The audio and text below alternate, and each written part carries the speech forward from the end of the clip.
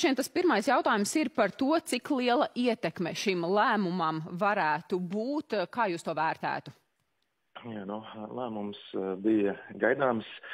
Tas jau parādījās pagājušajā gadā Kīta Keloga plānā, proti, ja Ukraina nepiekrīt miera sarunām, tad uz to tiek pastiprināts spiediens un otrādi arī uz Krieviju. Tas kopumā, diemžēl, bija gaidāms solis. Tas, kas ir paziņots, ka palīdzība tiek apturēta, ne pilnībā, bet iepauzēta, tā varētu teikt. Un arī palīdzība, kas atrodas jau Polijā, tad tranzītā, ka tā netiks tālāk nogādāta Ukrainā. Un domāju, ka tuvākajās nedēļās tas neatstās būtiski ietekmi uz Ukrainas kausa spējām, bet mēnesis un tālāk noteikti, ka tas apgrūtinās Ukrainas spēju cīnīties, jo īpaši pretgaisa aizsardzības sistēmām nepieciešamās raķetes.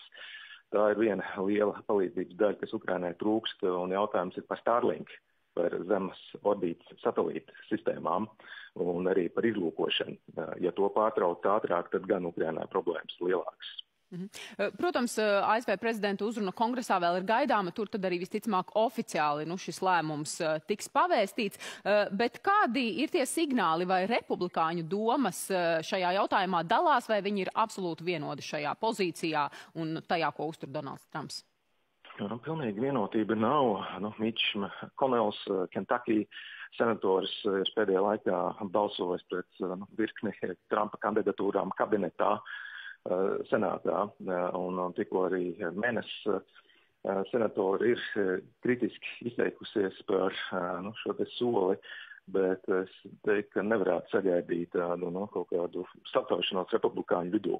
Jo arī vēlētāju vidū aptaujas rādīja pagājušajā gadā, ka ja starp demokrātiem Ukraina atbalsta 2/3 vēlētāju, tad starp republikāņiem tikai aptuveni 1/3. Kā jūs vērtējat šī soļa, tātad vēl oficiāli neizziņotā, soļa atgriezeniskuma iespēju? Proti, kam būtu jānotiek, kādi būtu šie nosacījumi? Vai tā būtu vienkārši vienošanās par derīgu izrakteņu ieguvi, iespējams Zelenska atkāpšanās no prezidenta amata? Kā mēs nākamo soli vai varam šobrīd iezīmēt? Domāju, ka process ir iespējami atgriezenisks. Ir Trumps diezgan rupji izteicies par citu valstu līderiem iepriekšējā prezidentūrā, un pēc tam ir spējis tomēr sēsties pie sarunu galda, ka tas nav neiespējams. Bet es domāju, ka derīgu izrakteņu līgums būs par mazu. Jo tas, kas tiek uzsvērts, ka Ukraina it kā nesot gatava mierām, Trumpa administrācijas izpratnē.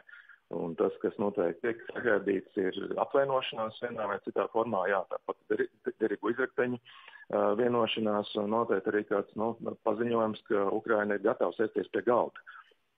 Vai pēc tās drāmas ovālajā kabinetā, kā jūs teiktu, vispār bija iespējams scenārijs, ka šāds paziņojums, šāds lēmums no Trumpa administrācijas neseko? Jo es saprotu, ka kaut kādi centieni no Ukrainas parlamenta to visu situāciju izlīdzināt un mazliet tās attiecības atkal glābt ir bijuši, bet acīm redzot, negan sekmīgi.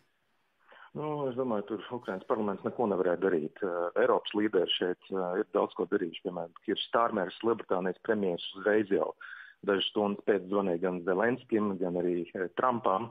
Šeit ir tikai Eiropas valstu līderi un pats Ukrainas prezidents, kas varētu to izlīdzināt. Es domāju, Trumpa kungam ir diezgan vienalga, ko Ukrainas parlaments vai vēl kāds cits domā. Visbeidzot, ko Eiropa pašlaik, kura jau iepriekšējās dienās, kā stāstām, ir sākusi mobilizēties, domājot par ieguldījumiem aizsardzībā, par savas palīdzības daļas kāpināšanu Ukrainai, ņemot vērā, ka ASV tomēr ir vairākas kritiskas sistēmas, pretgaisa aizsardzību jau pieminējāt, arī izlūkošanu saistībā ar Starlink. Vai Eiropa to vispār faktiski spētu kompensēt, lai vai kādus līdzekļus atvēlot palīdzībai šajā brīdī? Daudz ko varētu, bet ar izlūkošanu varētu būt problēmas. Tur Briti varētu būt spēcīgāki. Viņi arī ir 5 aliansē ar Amerikas Savienotajām valstīm, bet tieši tālas darbības pretgaisa aizsardzības raķetes. Tā varētu būt diezgan liela problēma. Un, protams, Starlink, ko kontrolē Ilons Masks, Trumpa viens no tuvākajiem līdzgaitniekiem. Tā kā, tie varētu būt tāda roba, ko ārkārtīgi grūti aizpildīt. Eiropā arī ir savu izlūkošanu satelītu, bet ne zemē orbītā un ne tādām spējām kā Starlink. Un noslēgumā pavisam īsi par to, vai no šīs ASV prezidenta uzrunas kongresam mēs varam sagaidīt vēl kādus pārsteigumus, vai tas drīzāk tiešām būs oficiāli tiks apstiprināts šis un kaut kādas detaļas vienkārši minētas? Šī arī tādā globālā skatījumā ir arī tikai viena daļa no visa, kas nāk, jo nāk arī ziņas no Baltā nama, ka pret Meksiku un Kanādu tomēr tiks noteikti papildu 25% tarifu un pret Ķīnu vēl 10% tarifu. Ka ir spiediens pret Ukrainu diezgan nepatīkams un arī globāls tirdzniecības karš uzņem apgriezienus.